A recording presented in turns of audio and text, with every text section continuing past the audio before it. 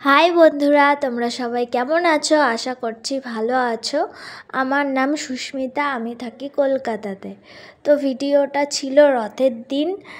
তো ভিডিওটা আমি এতদিন আপলোড করিনি, একটু অসুস্থ ছিলাম।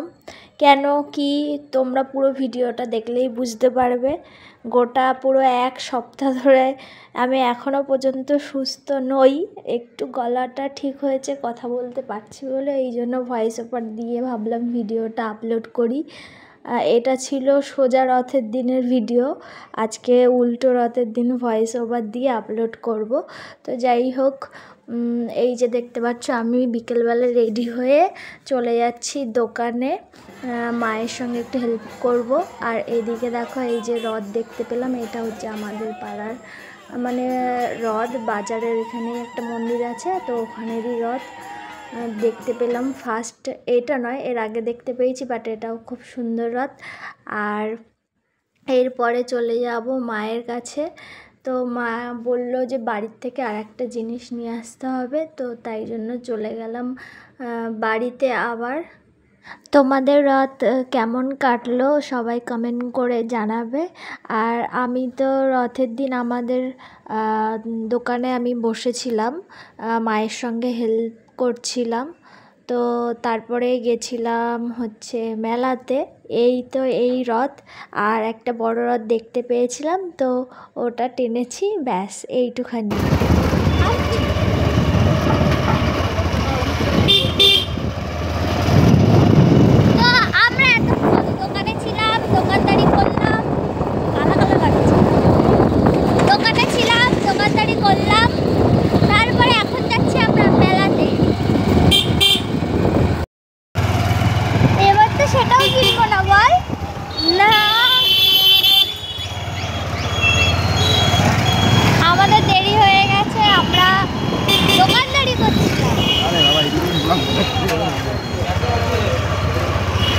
ঠিক আছে না, ওই রাস্তা দিয়ে বেরিয়ে যাবি। আরে সুভাষনগরের ওই রাস্তা সোজা দিয়ে বেরিয়ে যাবি। না না, ওই সামনে হেলথের মাঠে ডান সাইড দিয়ে ঢুকে যাবি।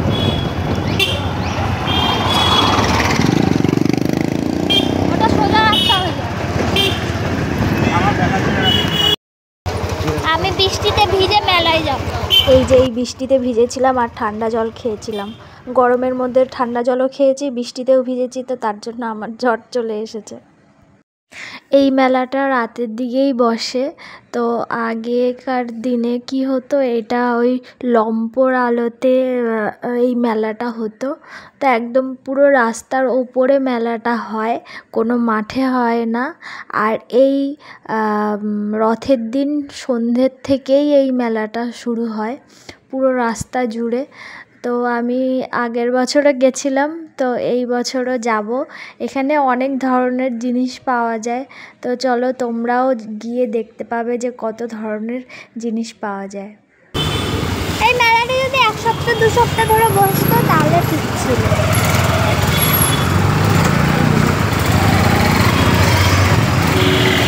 আচ্ছা, আজকে কি গাছ কিনতে হয়?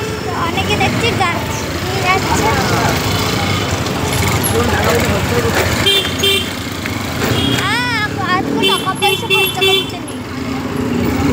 কিপ্টেটা বলছে যে আজকে নাকি টাকাই খরচা করতে নেই কোনো। তো আজকে তো কিপ্টেটার পকেট খালি করবই করব। এমন সময় বেরোলাম, বৃষ্টি পড়ছে।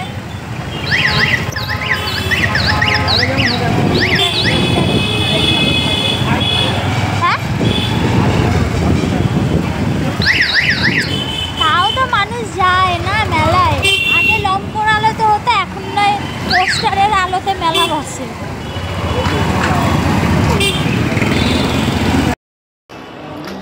চলে এসেছি আমরা মেলার ওখানে। এই হনু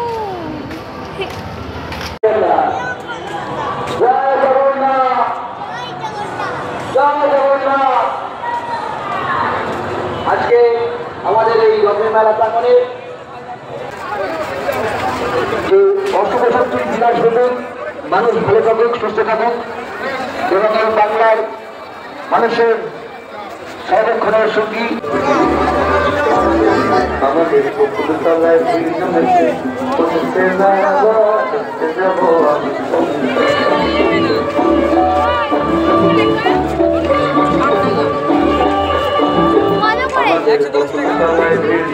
অনেক দাম ঠাকুরের ওখানে রাখবো লক্ষ্মী ঠাকুর।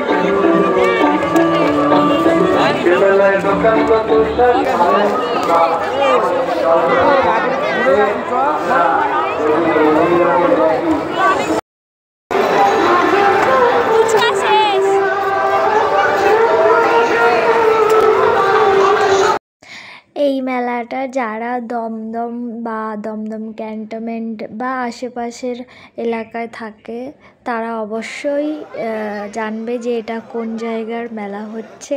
তো আমি তাও বলে দিচ্ছি, এটা ছিল নাগের বাজার একদম মোড় যেটা, তো সেখানেরই মেলা। এটা প্রত্যেক বছর বসে। আর এইদিকে দেখো কাঠের তারপরে বাঁশের বেতের কত জিনিস। আর এইদিকে দেখো এই যে মাটির জিনিস এইগুলো।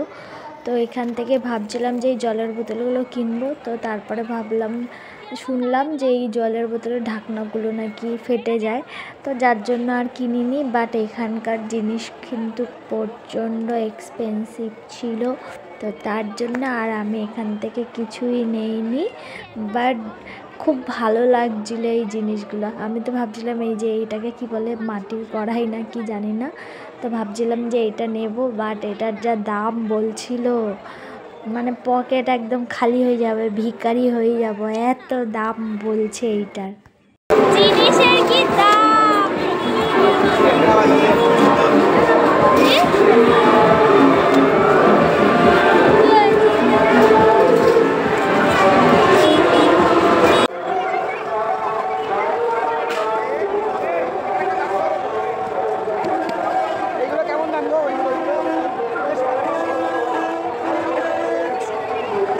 তো এরপরে এইদিকে দেখো কত সুন্দর সুন্দর কাপড়ের চুড়ি, মানে কাপড়ের জড়ানো যেগুলো চুড়ি হয়, তো ওই জিনিসগুলো দেখলাম। তো আমিও নিয়ে নিলাম কিছু জিনিস ওখান থেকে। আর এই পাশে চলে আসলাম কত গাছ।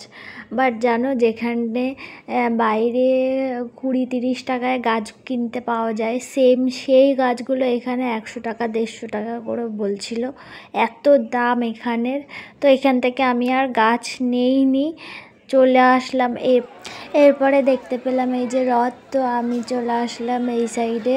অনেকটা ভিড় দেখতে পাচ্ছ সামনে। তো আমি চলে আসলাম পুজো দিতে। পুজো তো দেওয়া হয়নি আর, তো প্রণাম করে চলে যাচ্ছি বাড়ির দিকে।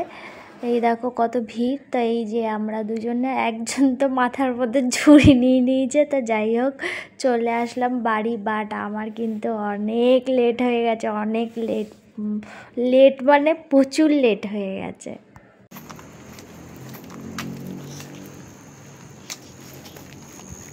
মেলা থেকে এখন আমি বাড়ি যাচ্ছি, অনেক রাত হয়ে গেছে। মা ফোন করেছিল, মা ফোন করে বলছে বাড়ি আয়, তারপরে দেখাচ্ছি।